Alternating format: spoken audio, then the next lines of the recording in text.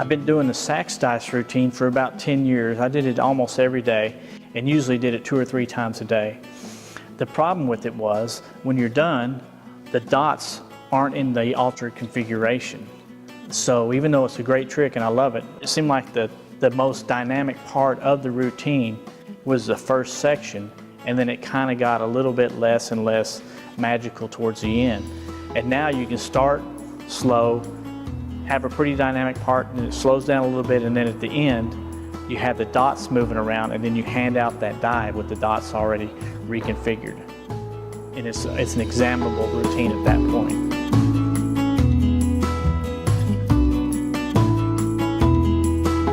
There's 2 things you need to know about dice.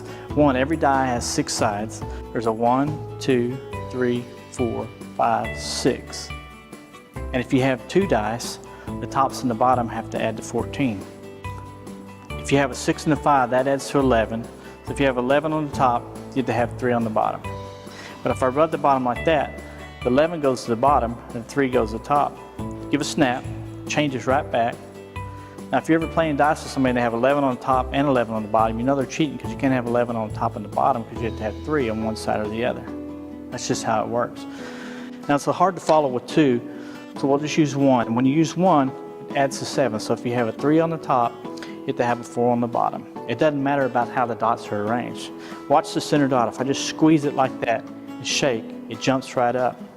Still adds to 7. Watch the bottom one. Another squeeze, just like that. It doesn't mess with the bottom, but the top's moving around. You have 3 on the top, 4 on the bottom. Watch that center die. If I pluck it off the bottom, it leaves a 2. I can put it right back on the bottom. That gives us a 5. You have 2 and a 5, still adds a 7. Watch the 3. If I reach out there and pluck off the center dot, pop it back on. Watch the last dot.